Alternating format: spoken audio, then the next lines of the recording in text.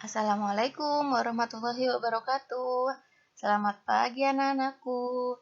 Masih semangat ya belajar hari ini? Ya, pada pertemuan kali ini kita masih membahas tema 1, selamatkan makhluk hidup. Subtema 1, tumbuhan sahabatku. Tumbuhan selain berkembang biak dengan cara generatif, juga berkembang biak dengan cara vegetatif. Bagaimana perkembangbiakan vegetatif pada tumbuhan? Yuk kita cari tahu. Perkembangbiakan pada tumbuhan.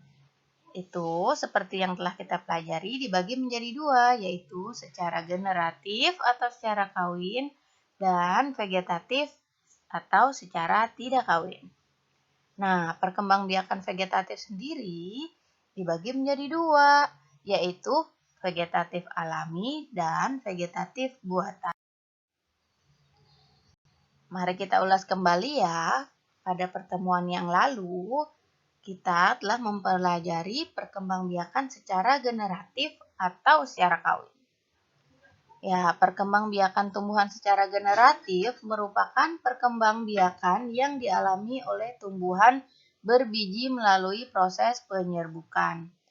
Proses perkembangbiakan generatif ini membutuhkan alat kelamin jantan dan alat kelamin betina. Kemarin sudah diberi contohnya ya.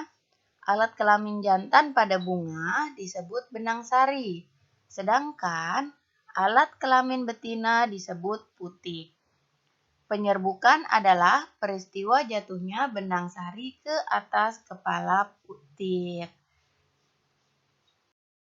Nah, sekarang kita akan mempelajari perkembangbiakan vegetatif atau secara tidak kawin. Dibagi menjadi dua juga ya tadi. Perkembangbiakan tumbuhan secara vegetatif merupakan perkembangbiakan tumbuhan yang tidak melalui proses perkawinan. Jadi, individu baru dihasilkan dari bagian tubuh induknya. Individu baru memiliki sifat yang sama dengan induknya. Ini dia perkembangbiakan vegetatif dibagi menjadi dua, yaitu ada vegetatif alami dan vegetatif buatan. Perkembangbiakan secara vegetatif alami. Contohnya, yang pertama ada membelah diri. Membelah diri ini terjadi pada tumbuhan tingkat rendah atau tumbuhan bersel satu.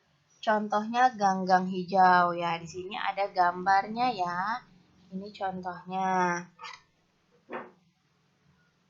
Kemudian yang kedua adalah spora. Spora ini merupakan inti sel yang berubah fungsi menjadi alat perkembangbiakan. Tumbuhan yang berkembang biak dengan spora, contohnya ada tumbuhan jamur dan paku. Ya, ini adalah contohnya ya.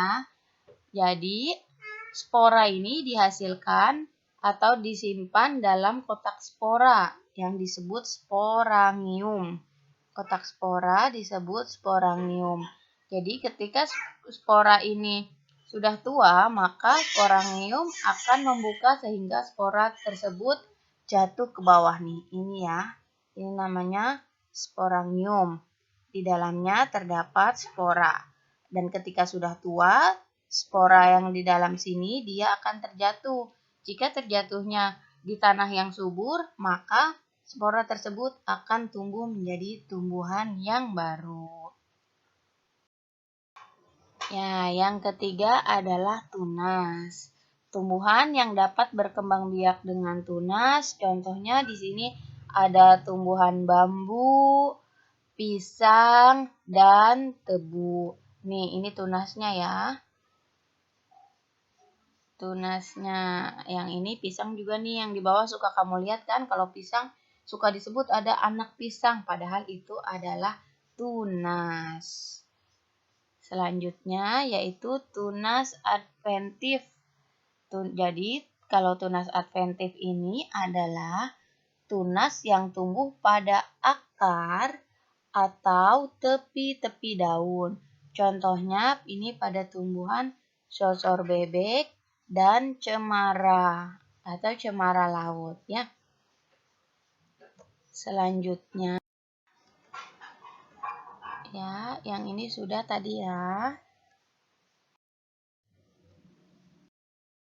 Ya, selanjutnya yaitu perkembangbiakan secara vegetatif buatan.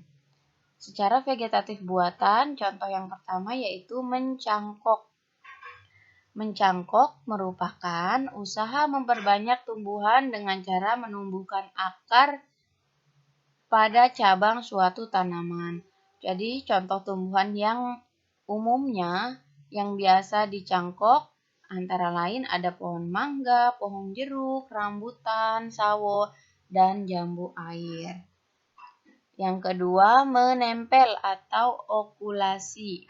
Menempel atau okulasi merupakan usaha pengembangbiakan tanaman dengan cara menggabungkan sifat-sifat unggul dari dua jenis tanaman ke dalam satu tanaman. Ya, tumbuhan yang dapat dikembangbiakan dengan okulasi ini antara lain ada durian, rambutan, dan juga mangga. Yang ketiga, sambung pucuk. Sambung pucuk atau mengenten ini dilakukan dengan menyambung bagian bawah suatu tanaman dengan batang atas tanaman lain. Ya, ini jadi bawahnya tanaman lain, disambung bagian atasnya tanaman yang lain juga. Dimasukkan ke sini ya. Nah, contoh tanaman yang dapat dikembangbiakan dengan cara mengenten yaitu ada tanaman kopi, durian, dan juga singkong. Keempat, merunduk. Perkembangbiakan tumbuhan dengan merunduk ini dilakukan dengan merundukkan atau membenamkan sebagian ranting tanaman di dalam tanah. Jadi ini rantingnya ini dirundukkan ke dalam tanah ya. Biasanya tumbuhan yang dikembangbiakan secara merunduk ini harus mempunyai ranting yang lentur, yang panjang dan lentur ya, jadi sehingga dapat dirundukkan ke dalam tanah. Contohnya yaitu pada tanaman apel dan alamanda. Selanjutnya yang kelima yaitu setek. Menyetek adalah menumbuhkan bagian atau potongan tanaman sehingga menjadi tanaman baru. Ya, contohnya ini pada tanaman bisa tebu, singkong, juga bunga mawar ya. Jadi batang tanamannya dipotong kemudian dibenamkan atau ditancapkan ke dalam tanah. Maka itu nanti akan tumbuh menjadi tanaman yang baru. Nah, tentunya kalian sudah memahami ya tadi perkembangbiakan secara vegetatif. Sekarang, tahukah kamu bahwa tumbuhan tidak saja bermanfaat sebagai sumber makanan bagi kehidupan makhluk hidup, akan tetapi ada manfaat lainnya dalam kehidupan kita.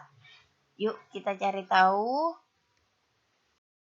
Ya, pada pertemuan yang pertama, pembelajaran pertama, sudah dijelaskan manfaat tumbuhan bagi makhluk hidup.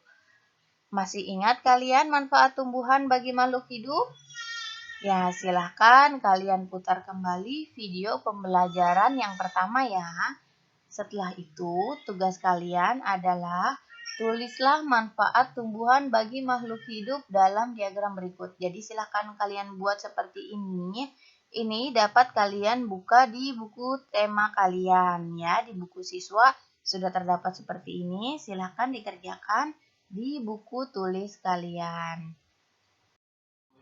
Tumbuhan berkembang biak untuk menjaga kelestarian jenisnya sebagai sumber kehidupan bagi makhluk hidup lain. Oleh karena itu, manusia memiliki peran untuk melestarikan tumbuhan. Tahukah kamu bahwa ikut memelihara kelangsungan hidup tumbuhan merupakan salah satu bentuk pengamalan nilai-nilai Pancasila?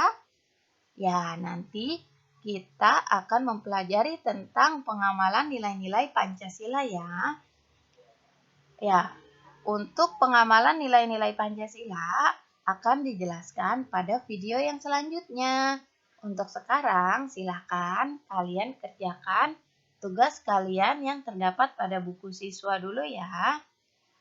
Putar video ini berulang kali agar kalian dapat memahami materi tentang perkembangbiakan tumbuhan secara generatif dan vegetatif. Selamat belajar. Wassalamualaikum warahmatullahi wabarakatuh.